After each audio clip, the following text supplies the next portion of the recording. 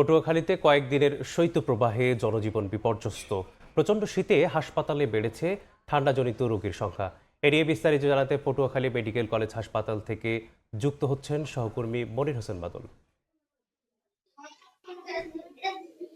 পটুয়াখালীতে বয়ে যাচ্ছে শৈত্যপ্রবাহ, আর এই শৈত্যপ্রবাহের কারণে কিন্তু সর্বদক্ষিণের জেলা পটুয়াখালীতে কিন্তু হাড় ভাঙা শীতে কাঁপছে পটুয়াখালীর জনপদ।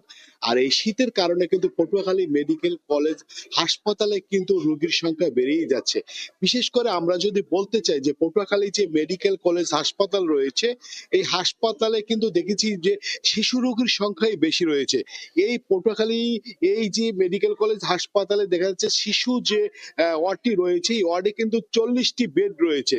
আমরা দেখতে পাচ্ছি যে এই 40টি বেডের বিপরীতে কিন্তু আজকে কিন্তু 94 জন রোগী কিন্তু এখানে ভর্তি হয়েছে। এক একটি বেডে দেখা যাচ্ছে 2 থেকে 3 জন শিশু রোগীও কিন্তু চিকিৎসা নিচ্ছে, যার কারণে এখানে চিকিৎসা নিতে আসা সাধারণ রোগী এবং পরিবারদের কিন্তু খুব বেগ পেতে হচ্ছে। তারা কিন্তু একটি অভিযোগ করছে যে রোগীরা যদি একটি বেডে 2 জন যদি শিশু রোগী থাকে, তাহলে তারা মায়েরা থাকে কোথায়? এভাবে তারা আসলে সুচিকিৎসা এবং সঠিক চিকিৎসা থেকে তারা পাচ্ছে না। এ বিষয়ে আমি পটুয়াখালী যে তত্ত্বাবধায়ক রয়েছে, পটুয়াখালী মেডিকেল কলেজ তত্ত্বাবধায়ক রয়েছে দিলরুবা ইয়াসমিন লিজা, আমি তার সাথে কথা বলেছি। তিনি আমাকে সর্বশেষ যে বিষয়টা জানিয়েছে, পটুয়াখালী মেডিকেল কলেজে পাশেই আরেকটি 250 শয্যা মেডিকেল কলেজের কাজ চলমান রয়েছে, সেটি এখন উদ্বোধনের অপেক্ষায় রয়েছে। এটি যদি মানে উদ্বোধন হয়ে যায়, এটি যদি কাজ চলে শেষ হয়ে যায়, তাহলে হয়তো এই যে শিশু রোগীর যে সমস্যা, এই যে বেড সমস্যা, এগুলো কিছু থাকবে না। আজকে পটুয়াখালীতে আমরা দেখতে পাচ্ছি কিন্তু সর্বনিম্ন 14 ডিগ্রি সেলসিয়াস কিন্তু এখানে দেখা যাচ্ছে, যার কারণে কিন্তু ঘন কুয়াশায় কিন্তু আচ্ছন্ন হয়ে গেছে সম্পূর্ণ জনপদ।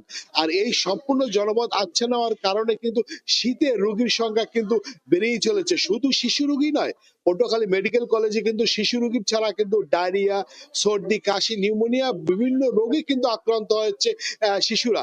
আর এদিকে যে এখানকার যারা সিস্টার রয়েছে, যারা তাদের সাথে কথা বলেছি, যে হসপিটাল কর্তৃপক্ষ তাদের সাথে কথা বলেছি, তারা যে বিষয়টা জানিয়েছে, এই যে 40 জন রোগীর সেবা দেওয়ার কথা থাকলেও তারা কিন্তু প্রায় শতাধিক রোগী কিন্তু আজকে কিন্তু সেবা দিয়ে যাচ্ছেন। আর শুধু আজকে না, এই কয়েকদিন হাড়ভাঙ্গা শীতে কিন্তু একই অবস্থা রয়েছে।